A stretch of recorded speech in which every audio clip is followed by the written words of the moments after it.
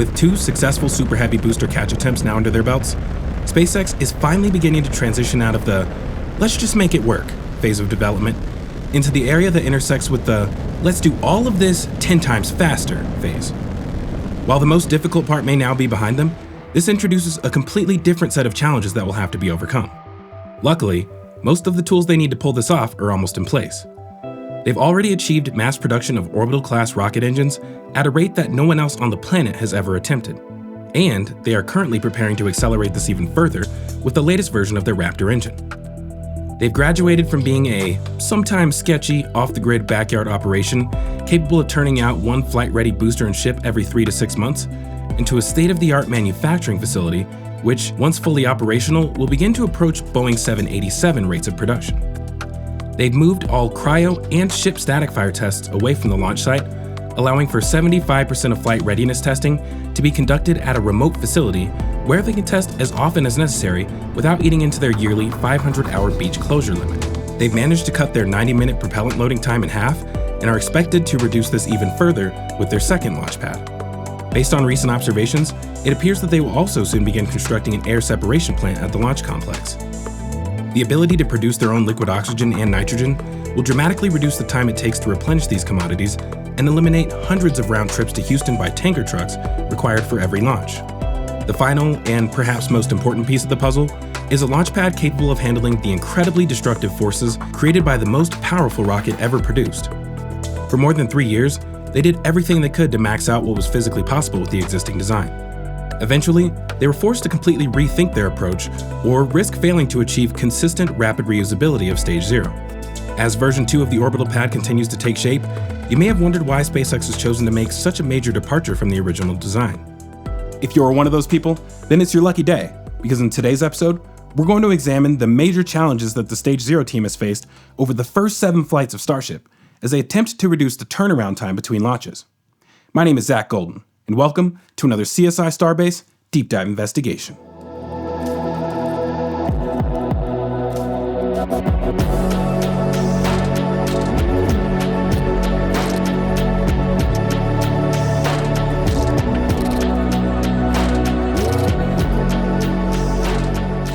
Hey everyone, welcome, and thanks for joining us. Observing the development process of Starship's orbital launch mount as closely as I have over the past 3 years has been somewhat of an emotional roller coaster for your boy Stage 0 Zach. In the beginning, I was part of the minority of folks who gave SpaceX the benefit of the doubt that they could pull off launching Starship from just 16.5 meters above a flat, high-strength concrete surface. After Flight 1, I found myself joining the list of what I had previously considered to be nothing more than a bunch of haters by stating that there was no way this was going to work without a flame trench. But after witnessing the performance of the booster bidet system during Flight 2 and viewing the aftermath in person, I immediately flip-flopped and began asking, what flame trench? By the 4th flight test, it really seemed like SpaceX may have proven everyone wrong. At least until June of 2024, when Elon announced several unexpected changes that would be coming to their second orbital launch pad during the Everyday Astronauts tour of Starbase. It's a total redesign, which I don't know if we should do a total redesign, but the guys really want to do it, so I was like, okay. Like it'll have like more of a flame trench this time? Yeah.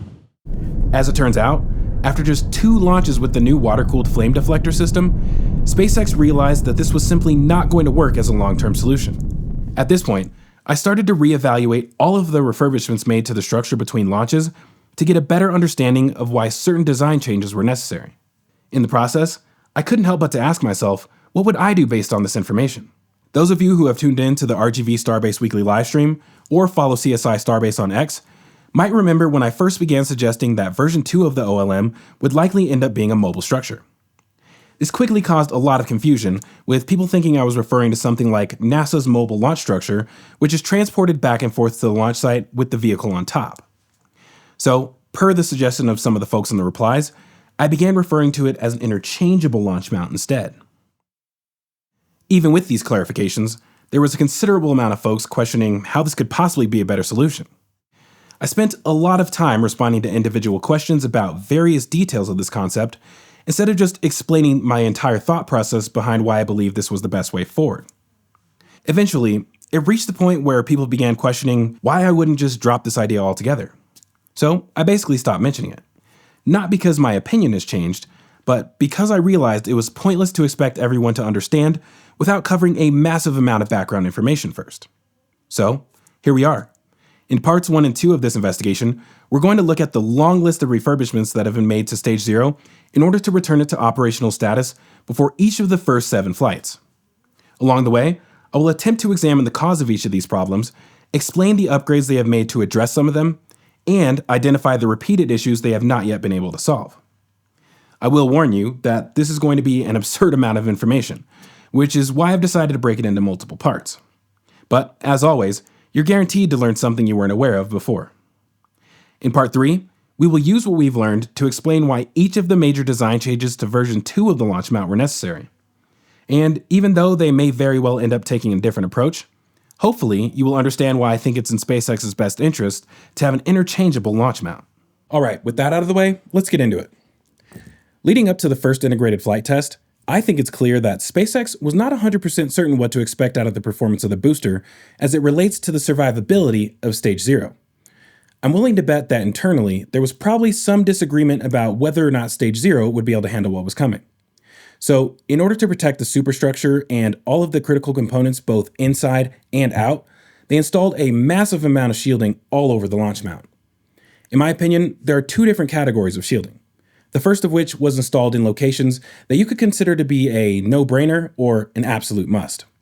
We will start from the bottom and work our way up. First on our list are the wedge-shaped flame deflector panels at the bottom of the launch mount legs.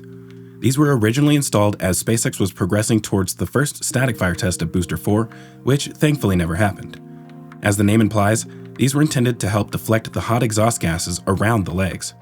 But at less than half the width of the cylindrical columns, they probably would not have been very effective. Luckily, right after the 29-engine Booster 4 was forced into early retirement in favor of the more powerful 33-engine Booster 7, someone realized that these tiny flame diverters were not enough. In the lead up to B7's static fire campaign, significantly larger panels were mounted over the existing ones. Not only did these further improve the flow of exhaust gases around the legs by matching the width of the column, but this double layer of shielding offered much better thermal protection for the concrete-filled tubes. The air gap between panels reduces the amount of heat that reaches the leading surface of the legs. The last thing you want is for the load-bearing structural steel to be eroded or partially melted and compromise the strength. Next, there were large steel enclosures installed on 3 of the 6 legs to protect a majority of the insulated stainless steel propellant transfer pipes, various high-pressure gas supply lines, and electrical conduit for the internal comms and control systems. They also installed protective shielding on either side of the staircase to prevent them from being melted or ripped free from the structure. On the deck of the launch mount, they installed a slanted awning to help guide the flow of exhaust around the otherwise flat surface. Attached to the awning, they installed exterior blast panels around the circular walkway to protect all of the components mounted onto the outer walls of the launch ring. While I anticipated this shielding upgrade long in advance, I couldn't help but to be disappointed once it was completed. As cool as it looks, this significantly reduced our team's ability to make observations about important changes to the mechanical systems inside of the launch deck. To further protect the surface of the launch ring, thick steel plates, which we refer to as burn panels, were installed on top of the deck. These are offset a few inches from the deck, which protects the electrical cables underneath and helps reduce the thermal load being transferred into the structure. There was a slight overhang on the inner edge of the ring to protect the cameras that monitor each of the 20 hold-down clamps. Last but not least, there was the protective enclosure for the booster quick disconnect and a cover for the flexible propellant and gas distribution lines. It's extremely important to prevent superheated gases from penetrating into the QD enclosure. One of the weak points at risk of allowing this to happen were the access hatches on the side of the hood. In an attempt to prevent these doors from being destroyed during the launch and giving the exhaust plume direct access to the internal plumbing, they replaced the flimsy-looking doors with thick steel panels. They also replaced the relatively small door hinges with something a bit more substantial. To prevent them from being blown open and ripped off the hinges, each door was bolted to the enclosure. Everything I've mentioned up to this point is intended to help smoothly redirect the flow of the exhaust plume, significantly reduce the thermal load that soaks through to the interior of the structure, and prevent superheated exhaust gases from reaching sensitive components. With the primary external shielding in place, they began to move on to the second category of protective measures, which I consider to be auxiliary shielding. In other words, these are components that the Stage 0 team was not certain would be necessary in the long run, but thought it would be a good idea to include anyway, out of an abundance of caution. This included heavy shielding on either side of the 20 hold-down arms to prevent hot gases from entering the table or damaging the hydraulic actuators. There were also curved panels installed on top of the lower linkage member. I will often refer to these as constraining arms throughout the episode. For the Raptor quick disconnect nozzles responsible for starting the outer 20 engines, they installed shielding to protect them from hot gases and shock waves coming from below and from the sides. This shielding moves with the nozzles as they are extended and retracted by the secondary hydraulic actuator. There was additional shielding installed on either side of the hydraulic actuators for the Raptor QDs to protect the sensitive equipment inside of the launch mount. This seals off the lower half of the large opening. Above the QD assembly, there was a box mounted to the roof, which is the best they were able to do for the top half of the opening. Together, this shielding helps prevent shock waves and shrapnel from exploding engines from entering the structure and damaging internal components. Viewing this from the front, you can see how the box does a great job of disrupting the otherwise direct path to the pipe manifolds and flex hoses suspended from the roof. The important thing to note is that all of the shielding I just mentioned is only useful during the first few seconds after ignition before liftoff, and static fires where the QDs and hold-down arms remain exposed for the full duration of the test. After liftoff, it becomes completely useless once the arms retract into the table. At that point, the Raptor QD hood and the back side of the hold-down arms seal the openings before the engines pass by. After this, the only way for hot gases to enter the table was through the small gaps at the bottom of the arms by the pivot point. Another preventative measure the Stage 0 team felt it was necessary to include was protective paneling mounted to the walls between the hold-down arms. In the episode where I first mentioned these, we initially identified them as burn panels, similar to the ones on top of the deck. We believed these were intended to reduce the thermal load that penetrates through the wall and into the structure and shift any potential erosion from the permanent wall structure onto these replaceable panels. As it turns out, it's probably more accurate to refer to these as sacrificial blast panels. In retrospect, we believe these were intended to protect the inner ring wall from shrapnel resulting from engine ruds. It's important to note that most of these upgrades, which I consider to be passive countermeasures, were most likely made as a reaction to damage sustained during the infamous Booster 7 testing anomaly that occurred on July 11th of 2022. On that note, there was also one active countermeasure that was installed after this event, which returning viewers to the channel know as the detonation suppression system. What I suspect may have been the initial version of the system involved purging the area between the launch mount and aft section of the booster with nitrogen. There was a circular manifold which appeared to have 20 small holes located in front of each of the hold-down arms. I think this was intended to force air up past the skirt of the booster. We never saw signs of it being tested, and honestly, I don't think it would have been very effective anyways. It would have made more sense if they were pointed up towards the Raptor QD nozzles, but it's possible there were additional holes on top of the pipes that weren't visible from this angle. The far more effective version of this system uses high-pressure nitrogen gas supplied by the same manifold to atomize a large flow of water into a cloud of small droplets. This process displaces the oxygen from under the launch mount and suppresses any residual combustion reactions that may occur as a result of a buildup of methane gas under the vehicle. After this system became operational, spin prime tests of all 33 engines became a lot less hazardous. From my observations, another important benefit of the system is that it reduces the initial shock wave that occurs as the first group of engines are ignited during the staged startup sequence. During the initial spin start, there was a ton of vaporized oxygen and methane forced out of the main combustion chamber before ignition. The initial flame coming out of the nozzle ignites the highly combustible mixture under the vehicle, resulting in a miniature overpressure event. This becomes more significant as you increase the number of engines in the first group of the staged startup sequence. In the case of Flights 1 and 2, the first group in the sequence contained 8 engines. This increased to all 13 of the center engines for every launch thereafter.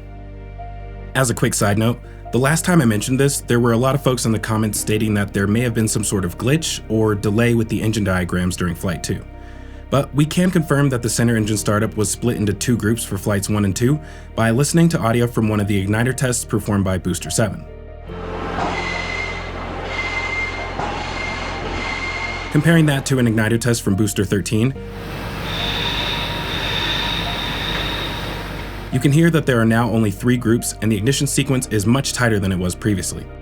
Anyway, the detonation suppression system also comes into play during engine shutdown as methane is immediately purged from the engine plumbing, creating a massive fireball. This is really only a concern during static fire tests. Without this system, the resulting fireball would be significantly larger, allowing it to enter the interior of the structure through the openings for the Raptor QDs. Instead, the fire is quenched within seconds and is largely contained to the area below the deck. Another upgrade that helped to improve the safety of testing and launch operations was the introduction of the Raptor chill collection system. The purpose of this system is to collect the vaporized oxygen gas that is vented from the Raptor engines during the chill down sequence. This is done by attaching hoses onto 33 drain ports located on the bottom of the booster's aft heat shield. These hoses are connected to small stainless steel pipes mounted to the inner wall of the skirt below the launch ring. From there, the pipes are routed around all of the other plumbing below the walkway and connected to a circular manifold that goes around the circumference of the launch ring. This combined flow is then discharged from a vent located adjacent to what would later become the retention pond for the water deluge system. Because the vented oxygen will gradually transition from gaseous to liquid state during the chill down sequence, a collection basin is required to contain the liquid. I guess the cool thing about this system is that you can always tell when the engine chill has started once you see the venting begin in this location. You can also see the frosted collection pipes anytime SpaceX shows this view during the live broadcasts. One of the final tasks for pre-flight preparations is to paint most of the metallic surfaces of the launch mount. That includes all of the leg shielding, the awning sections around the perimeter of the deck, and the booster QD shielding. The stainless steel panels that enclose the walkway and the stainless steel burn panels on top of the deck are excluded from this process. The paint being used here is likely some type of cementitious paint, which is basically a water and fire resistant coating. It's created using a mixture of cement, aggregates, and fiber. Although this paint burns away within seconds after ignition, it helps to reduce the amount of heat transferred to the steel underneath. This has to be reapplied before every launch. As you can tell, a massive amount of effort went into preparing for the initial flight test on April 20th of 2023. When it came to protecting the launch structure to increase the likelihood of a semi-rapid turnaround for Flight 2, there were literally no stones left unturned. Except perhaps when it came to the blast surface under the launch mount, and I think we all know how that one turned out. But if you're new to the channel or have only recently become interested in the Starship program, I recommend checking out my IFT1 analysis episode, which covers all of the topics I just mentioned. With this quick review of pre-Flight 1 information out of the way, it's time to discuss the various challenges that SpaceX has faced while attempting to achieve consistent rapid reusability of Stage 0. Honestly, in the process of going back and researching the topics we're about to discuss, I couldn't help but to wish I could do a similar review of the refurbishments and upgrades for the SLS mobile launch structure. In my opinion, a little transparency into the incredible amount of work that goes on behind the scenes can have a huge effect when it comes to inspiring or maintaining public interest in certain government-funded spaceflight programs. This is especially important at times where it becomes increasingly difficult to separate opinion from fact in the mainstream media. While it may not help with this highly specific topic, the best way I've found to verify sources of information and get all sides of any story is from Ground News, who we're excited to partner with again for today's episode. Ground News is an aggregator that collects news stories from more than 50,000 outlets published all over the world and consolidates them into a single easy-to-read feed. For every story you find on Ground News, you can not only find a high-level summary, but you can quickly sift through the headlines for other news outlets covering the same story. There, you can find vital information about that outlet's political affiliations, its factuality rating, and the ownership of the publication. As an example, while deep in the trenches working on these episodes, I'm often so focused on the smaller details that I don't have time to look at the bigger picture. After the back-to-back launches of New Glenn and Starship, I was really curious how the general public views the relative successes and failures of each of these test flights. After a quick search, you can see that Ground News found 399 different sources covering Blue Origin's inaugural launch of New Glenn. In the bias distribution window, you can see that a majority of articles covering this launch are from left and center publications, with only 26% coming from right-leaning sources. With that said, if you want to know how different news outlets cover the same story, you can easily scroll through and see how the headlines change depending on their affiliation. For a quick high-level summary, the bias comparison tool offers concise comparisons of the details each side tends to focus on. Being able to make these comparisons is one of the reasons I use Ground News every day. But it's not the only one. I also love features like their blind spot page, which shows you stories that are receiving disproportionate coverage in one political sphere versus the other. It not only helps me to make sure that I don't have these blind spots, but it also helps me to better understand how the world can look very different depending on someone's political affiliation. And in today's media climate, that's more important than ever, which is why I'm a big fan of Ground News, and I think you will be too. In fact, I can even give you a great deal. Just go to ground.news/CSI Starbase to get 40% off the same Vantage plan that I use every day. Again, that's ground.news/CSI Starbase to get 40% off their Vantage plan to help you stay on top of things. All right, with that out of the way, let's get back to this investigation. After the crazy outcome of Flight 1, there was a huge list of refurbishments and upgrades that had to be completed before resuming launch operations. The largest of these upgrades was, of course, the first of its kind high-pressure water-cooled flame deflector, or as I like to call it, the booster bidet system. This incredibly well-designed system replaced the failed blast surface under the launch mount, and even though it's apparently not the best long-term solution, I honestly can't help but to love it. The system is designed to forcefully redirect the flow of superheated exhaust gases and prevent it from recirculating under the launch mount. This simultaneously cools the blast surface and redistributes the forces created by the stagnation pressure of the exhaust plume into the new, massively improved foundation of the structure. For more information, check out the 2-part deep dive explaining everything you could possibly want to know about this process. Anyway, while the third-party contractors were busy performing this intense reconstructive surgery, the Stage 0 team had to navigate around the various stages of construction to complete their own list of tasks. This included tons of repair and refurbishment work, alterations to improve the robustness of the launch mount, and mechanical modifications to support changes to Booster 9. I'm sure there might be a more organized way of arranging these topics, but I'm going to cover these events in order of when they occurred. I think this is the best way to truly appreciate the level of coordination involved when it comes to minimizing delays to other processes. While the cleanup and excavation crews were still being mobilized, the first thing that needed to be done was add another staircase onto the far side of the launch mount. This is something they were already planning to do, but given that there was a giant crater underneath the original stairway, it now became critical to have a secondary access point in order to minimize the amount of lifts required to get workers in and out of the structure. As the stairs were being installed, they began working on the hold-down clamps. 2 weeks after the launch, all of the curved panels that had been mounted to the lower constraining arms were removed. Although they did make the arms look a bit more sleek, I'm honestly not really sure what the true purpose of the shielding was. I think it may have been intended to protect the hydraulic lines for the hold-down clamps, but I have no idea what would cause damage from above, other than large chunks of ice falling off the side of the booster, which seems like a bit of a stretch. They may have simply wanted to reduce the amount of water from melting ice or rainstorms that enters the structure.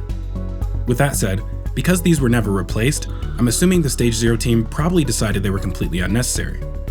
After eliminating the shielding, all 20 of the hold-down clamps were removed. The most common speculative theory from a majority of armchair engineers who pay attention to this stuff was that these were temporarily removed for inspection. But a few weeks later, brand new clamps from SpaceX's McGregor facility were delivered to the launch complex and installed. Given what we know about the hold-down mechanism, these clamps are not something we would necessarily expect to become damaged during the launch. So this caused a lot of confusion. Unlike typical hold-down clamps used at other launch facilities, these clamps aren't actually used to hold the booster down during the ignition sequence as you might expect.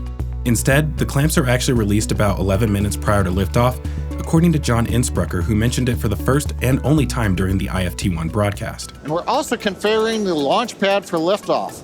The booster hold downs have been unlatched. They'll be ready to retract at liftoff. Honestly, this is probably a really good idea because it eliminates the possibility of one of the 20 hold-down clamps failing to release the booster at the last moment. The weight of the fully fueled vehicle is enough to keep it stable on the resting blocks, so the clamps aren't really needed after a certain point.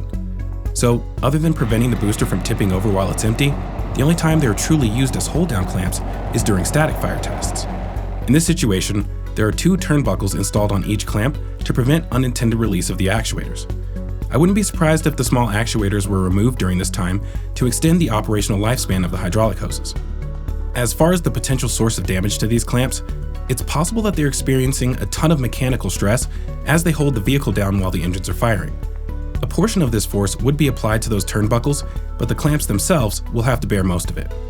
But the force acting on these clamps is probably not as much as one might expect, considering that SpaceX typically fills the entire LOX tank of the booster in order to weigh the vehicle down.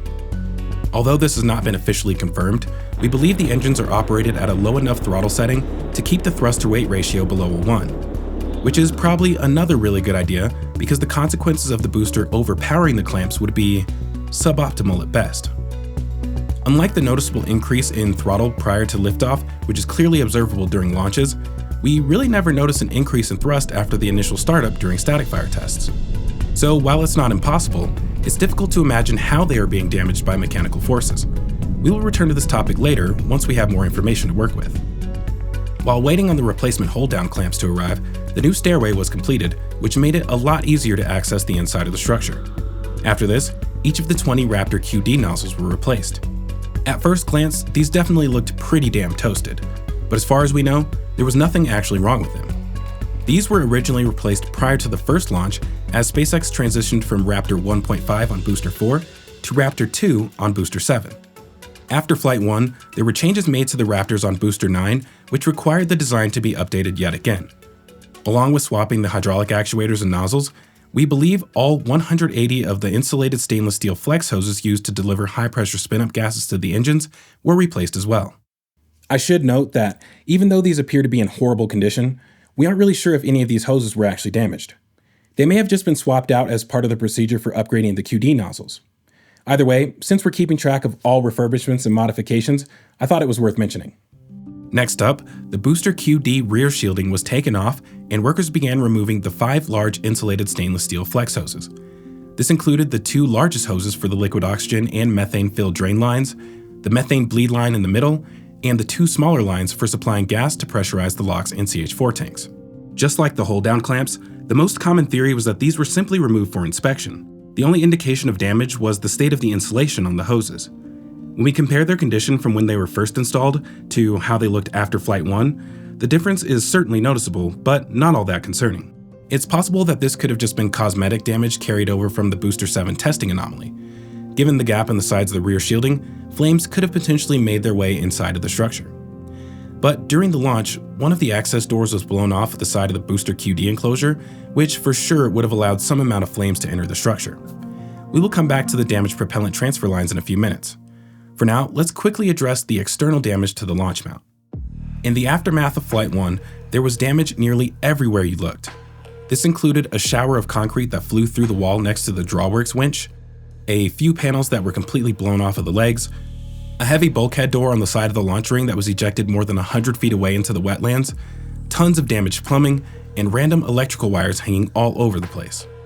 Some of this damage was a result of flying debris as the concrete was yeeted away from the launch mount. But as far as this topic is concerned, the damage we care about was related to the pad avoidance maneuver. The maneuver in question is one that, depending on where you were watching from, was extremely scary during Flight 1. Because of how unexpectedly slow it was climbing, and how suddenly it began to pitch over, even without being able to see the engine diagram, it appeared to be a result of the booster losing multiple engines after ignition. As it turns out, this was partially true. When viewed from the angle provided in the live broadcast, you can see the booster unintentionally shift towards the right and then quickly correct itself. The intentional pad avoidance maneuver, however, is only visible from the side angles where you can see the booster begin pitching away from the integration tower immediately after liftoff. Once this happens, the exhaust plume is no longer passing directly through the middle of the ring and is instead shifted so that it's nearly centered on the booster QD. Well, at least that's how it should be, but in this case, it's actually shifted to the right side of the enclosure, as I mentioned a few minutes ago. Thanks to the debris cloud, it's difficult to really see the interaction between the exhaust plume and the QD enclosure in the Flight 1 footage. But in later launches with the deluge system operational, it's a lot more clear. It's pretty insane how much punishment the booster QD is somewhat unnecessarily forced to endure. As I mentioned earlier, the Stage 0 team attempted to address the potential weak point in the shielding enclosure by upgrading the maintenance access doors. They thought this would be enough, but Booster 7 clearly had other plans. As it shifted to the right after liftoff, the exhaust plume ripped the upper door clean off its hinges, which created a direct path for the insanely hot gases to enter the structure. This nearly occurred on the lower door as well, where most of the bolts locking it in place were apparently vaporized. To prevent this from occurring again, the doors were significantly beefed up and much larger bolts were used to secure them. As a final touch, they welded conical washers like this one around the bolt holes. Recessing the bolts like this prevents them from being sheared off by the hot exhaust plume. To reinforce and protect the lower set of doors, they added large stainless steel plates around the access hatch. These are identical to the burn plates used on top of the launch mount deck and require the panel to be welded not only around the edges, but also along the perimeter of each of the circular cutouts. After this, circular plugs are inserted and welded in place as well. This makes them a huge pain in the ass to remove. The new panel doubles as a frame to mount the new upgraded doors to, and also allows the doors to be recessed so they are flush with the panel, which prevents gas from penetrating under the edges and ripping away the door.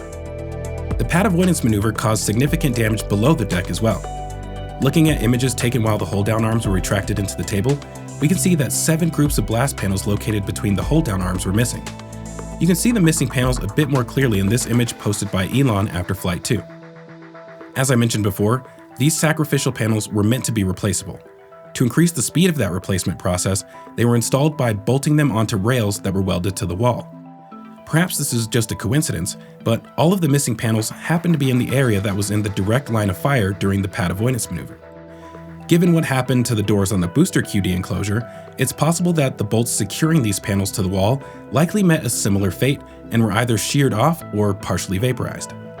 But looking closely at the previous image, we can see that the bolts are actually recessed into the panels similar to the ones for the access hatches, so they should be somewhat protected from being sheared off.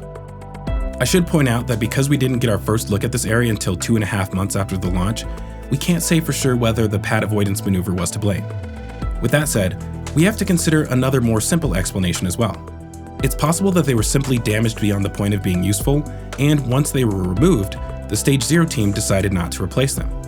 The fact that they were not replaced is the main reason we went from thinking these were sacrificial ablative panels like the ones on the deck, to realizing they were more likely intended to provide blast protection against engine runs. Thanks to the expected increase in reliability of the Raptors used on Booster 9, they may have been more willing to take the risk of leaving these areas unprotected. By the time the image that helped us discover this was taken on July 5th of 2023, reconstruction of the launch mount foundation had been completed and SpaceX was ready to begin installing the booster bidet system. A few hours after the flyover, the massive pancake structure was lifted into place so it could be welded to the embedded steel plates. 2 days later, the Stage 0 team was finally able to begin using the Raptor maintenance platform again. This platform is extremely useful. It allows workers to access the engines on the booster and remove the protective covers placed over the QD panels. It speeds up the process of taking the cute little socks on and off the nozzles, and it also allows them to quickly connect the flex hoses for the Raptor Chill collection system. Which reminds me of the not so awesome part about the Raptor Chill collection system that I probably should have mentioned earlier. After the booster lifts off from the pad, all of these flex hoses are ripped free from their connection points on the vehicle. Once the booster clears the top of the launch deck, the hoses and stainless steel pipes get absolutely obliterated. You can usually find these pipes scattered on the pad near the launch mount or hanging from the bottom of the deck before they were replaced with new ones. Fun fact, if you happen to visit the launch site immediately after the highway is reopened, you may even get lucky and stumble on some of these hoses out in the wetlands. It would be a pretty cool collector's item if I didn't strongly despise the way this system is designed. I really hope this would eventually be incorporated into the Raptor QD after Flight 1, but I'm sure there was a really good reason why it wasn't. Anyway, after each launch, everything that is destroyed must be replaced. Anytime you see the maintenance platform arrive after the launch, it's safe to assume they're trying to quickly get to work reinstalling this plumbing. Looking at that picture from Elon again, you can see the pipes tend to break off or bend backwards just before the point where they turn up towards the wall of the skirt. There are multiple connection points before it reaches the circular collection manifold, so if the damage is after this connection, then it reduces the amount of pipe that has to be replaced. They probably have several of these preformed pipe sections for each individual position sitting around ready to go. So as long as the manifold isn't damaged, the repair job probably isn't too difficult. Overall, I guess it's not really a huge deal, unless your goal is to achieve rapid reusability. But we'll discuss that more in part 3. One thing you may have noticed that's missing from this image is the circular nitrogen manifold for the detonation suppression system. This was also another victim of the pad avoidance maneuver, and given where it was located, it was not at all surprising that it was heavily damaged. In this image I took the day after the launch, you can see that many of the smaller pipes that branch off of the manifold to feed the nozzles had been sheared off. Almost all of the pipes were completely destroyed, and the manifold itself had several dents in it. While the Raptor Chill collection lines were being replaced, this manifold was removed and a new one was installed below the circular walking deck with the rest of the auxiliary plumbing. By the end of the month, the deluge system was fully operational, and after a fresh paint job, they were ready for a glorious static fire test of Booster 9 on August 8th.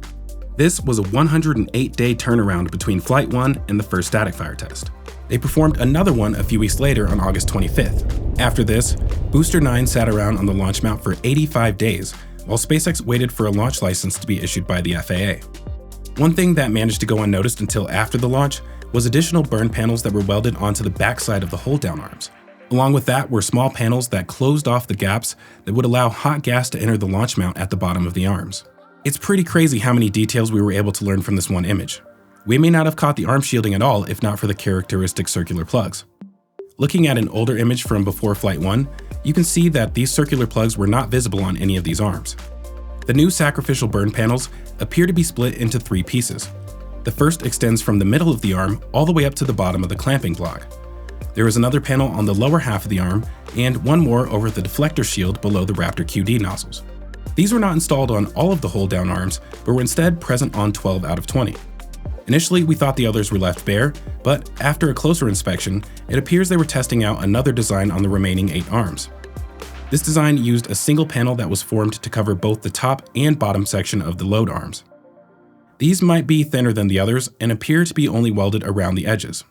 The fact that they didn't use the same design on all 20 arms might indicate that they were only interested in protecting the ones that would experience direct contact from the exhaust plume during the pad avoidance maneuver. Unfortunately, we have not seen another view from this angle since this image was taken, so we don't know their current condition or if they've ever been replaced with something else. I should note that there were also repairs that needed to be made to the tower, specifically with the ship QD arm. But we're going to keep our focus on the launch mount. Anyway, when all was said and done, it took nearly 7 months to reconstruct the foundation, install the deluge system, and make all of these upgrades before Flight 2. After a final pre-flight paint job, all systems were go, and 212 days after Flight 1, Stage 0 was ready for launch. As most of you know, the second flight test of Starship on November 18th of 2023 was a massive improvement in every way imaginable. Thanks to the booster bidet system, there was minimal damage to the launch mount and surrounding structures, which dramatically reduced the turnaround time. But there was still a lot of work for the Stage 0 team to get the launch mount ready for Booster 9's static fire test and then prepare it for Flight 3. After inspecting the pad immediately after the launch, it became clear that the wedge-shaped flame deflector plates were still taking a major beating despite having the ablative paint and deluge system to assist with forcing the hot exhaust gases out from below the launch mount. Looking at these high-resolution images from RGV ground reel, you can actually see what appears to be a large crack along the weld that joins the two pieces of shielding together. The next week, there were annotations identifying cracked welds in multiple locations along the perimeter of the deflector plates. It's safe to assume that these were present on all 6 legs. But why is this happening? Shouldn't the deluge system also be protecting this area of the legs? Well, yes and no. Let's take a closer look. When we look at the spray pattern from the holes in the plate, you can see that most of the holes are concentrated in circular groups that align with the positions of the engine nozzles. In the corners of the plate, where they interface with the leg shielding, there are a few water jets which spray up towards the deflector plates. You can see them pretty clearly in this slow motion clip from one of the initial tests of the system. Once the flow of water out of the pancake is fully developed, the water from the center of the blast surface forces everything outward at a low angle. When the 360-degree wave crashes into the wedge, it's forced to split to either side, which causes there to be a higher volumetric flow rate of water against the legs than there is in the middle of the gap. The height of the wave reaches nearly to the top of the diverter plates, which would understandably lead to the assumption that they are just as well protected as the deluge plate itself. But in reality, none of that matters. As soon as the engines ignite, most of this water flashes into steam. Any part of this flow that happens to remain in liquid state is pushed nearly flat against the ground by the exhaust plume. The steam will definitely provide some cooling effect relative to the initial temperature of the exhaust plume, but there will still be a large temperature gradient going up the legs. I think there may actually be 3 distinct zones here, and the boundary of these zones just so happens to be along the weld lines. First, there is the dense layer of steam pressed down towards the blast surface. From this footage, the layer seems to end just above the angled trim plates that join the leg shielding to the surface of the pancake. Next, there is the middle zone above the steam layer where the flames are so bright it almost looks like the steel is glowing. This layer appears to end right where the upper and lower wedge plates join together. And above this upper plate, the intensity of the flames appears to drop off significantly. So the lower zone is likely the coolest, followed by the upper zone, with the hottest being in the middle. If there is a large enough difference in temperature experienced in each of these zones, the thermal expansion of the steel between the 3 layers of deflector panels will vary. If the middle plate experiences greater thermal expansion than the layer above or below, then it will crack along the weld lines.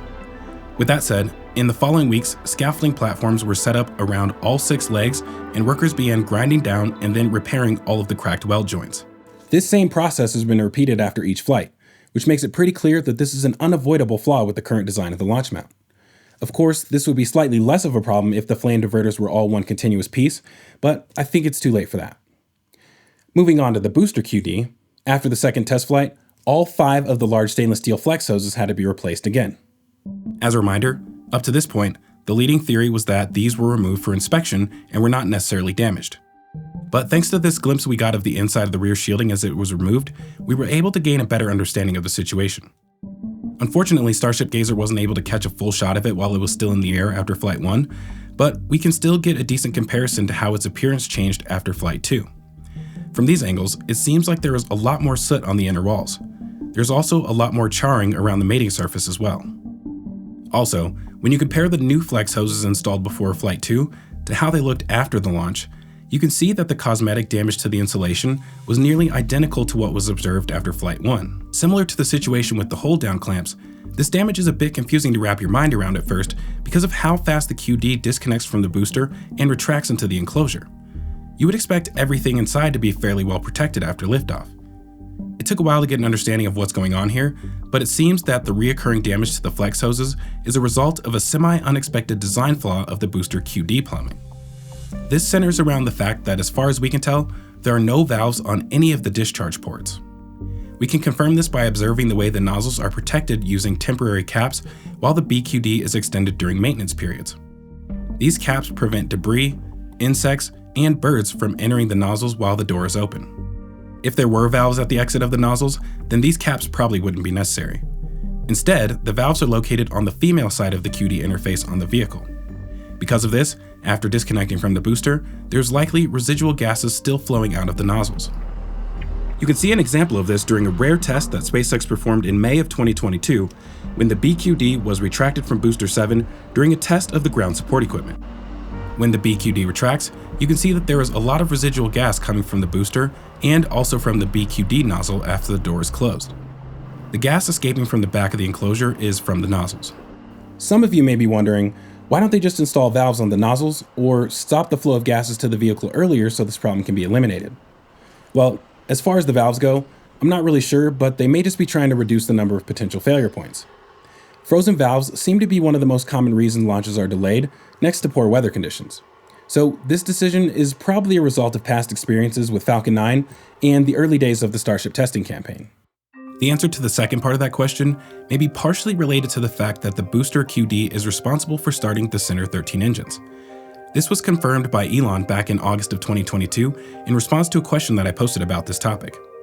Similar to the way that the Raptor QDs are used to start the outer 20 engines, the booster QD supplies high-pressure spin-up gases to start the Center 13 engines. These gases include either helium or nitrogen for initiating the spin start of the turbopumps, and high-pressure gaseous methane and oxygen for the igniters. Using the booster QD for initial startup allows SpaceX to reduce the number of COPVs on the vehicle by an estimated 36%. But as a consequence of Stage 0 becoming responsible for the initial startup of the 13 center engines, the booster QD must now remain attached until the very last moment. There's only about a 5 to 6 second delay between the center engine startup and retraction of the booster QD, which leaves no time to clear out these lines. Instead, the gases are free to vent out of the nozzles after separation. There is also another source of methane gas coming from the booster at this time. Similar to the process of collecting liquid oxygen from the engines and then diverting it away from the launch mount during the Raptor chill sequence, there is an equivalent pre-chill sequence for the methane side of the engines. Instead of venting this liquid gas mixture to the atmosphere in a collection pond like they do with the liquid oxygen, the methane is recovered from the booster through the methane bleed line. As a reminder, this is the large flex hose between the two fill-drain lines for oxygen and methane. During the propellant loading process, the methane is sent back to the tank farm where it's condensed back into a liquid inside of a heat exchanger before returning it to the storage tanks. This methane bleed-off continues up until the moment of ignition, which means the flex hoses from the methane bleed line will still be full of a liquid vapor mixture after liftoff. Because there is no valve on the collection nozzle, it's free to flow back out of the hose. Once the door closes, the mixture of methane and oxygen gas inside of the housing becomes a potential fire hazard. So even if the exhaust flames do not manage to penetrate the interior of the structure, the methane will spontaneously ignite if exposed to temperatures exceeding 1,000 degrees Fahrenheit. A fire like this could send a flame front traveling down all three of the large flex hoses. When full of cryogenic propellants, these hoses are probably between negative 260 to negative 300 degrees Fahrenheit. So this would be a massive change in temperature occurring over an extremely short period of time. Dramatic changes in temperature like this can create mechanical stress in the material. This can lead to plastic deformation or stress fracturing. Under the right conditions, these stress fractures can eventually result in failure if they go undetected. Another thing to consider is that depending on the ratio of methane and oxygen gas leaking inside of the enclosure, it can even trigger an overpressure event that propagates backwards through the hoses. This, combined with the intense acoustic vibrations, would increase the likelihood of mechanical failure.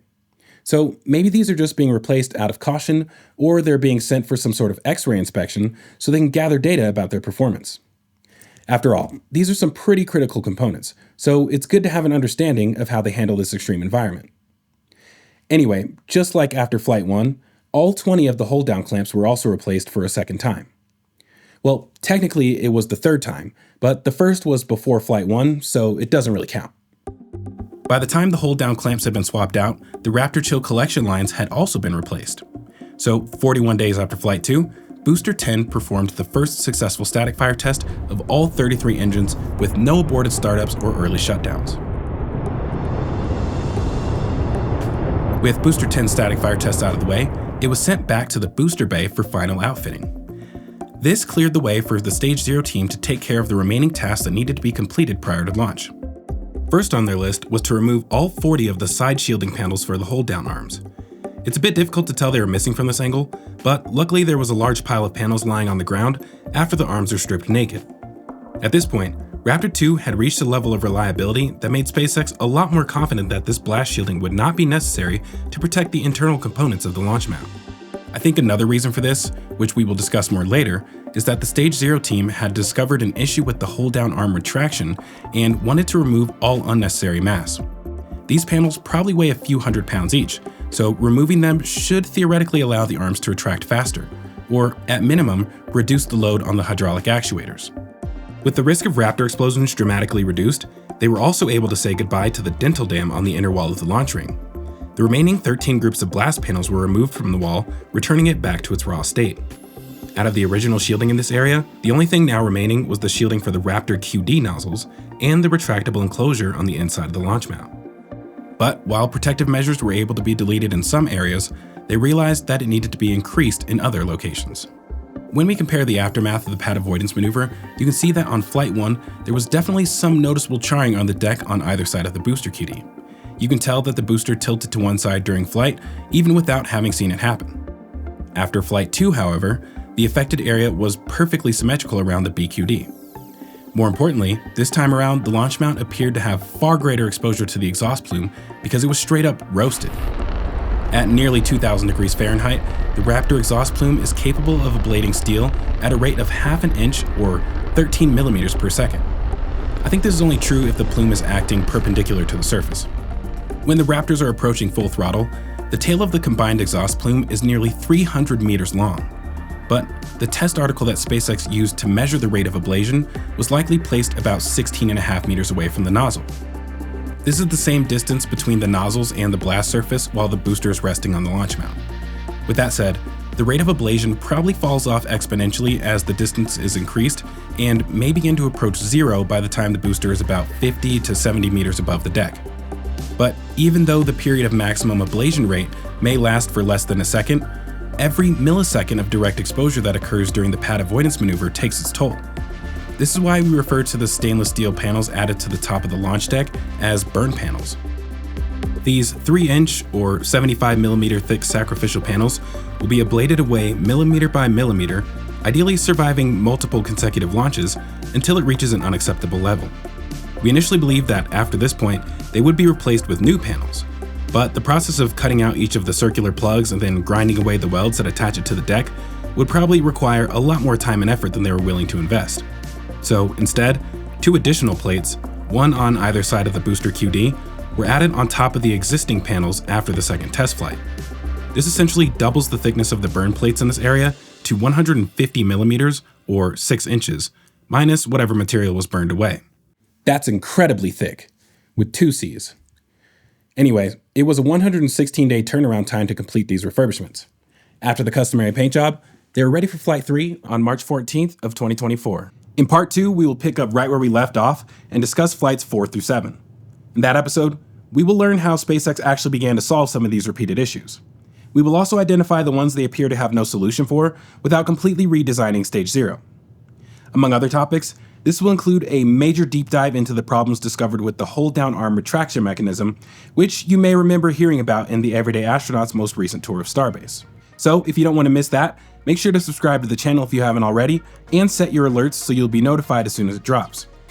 I will be releasing parts 2 and 3 several days in advance for patrons, members of the channel, and subscribers on X for those who'd like to help provide feedback before the official release. I want to thank all of you for your continued support, as it helps tremendously by allowing us to put massive amounts of time and effort into these deep dive investigations. Without it, we wouldn't be able to conduct such thorough background research or include anywhere near the amount of custom renders and animations used to help explain these topics. With that said, I want to give a huge shout out to Ryan Hansen Space for his direct contributions, along with everyone else whose content was used in today's episode. And last but not least, thanks again to Ground News for sponsoring this investigation. Don't forget to check out the link in the description for 40% off their Advantage plan. Alright everyone, I hope to see you all in part 2. For now, this is Stage Zero Zach, signing off.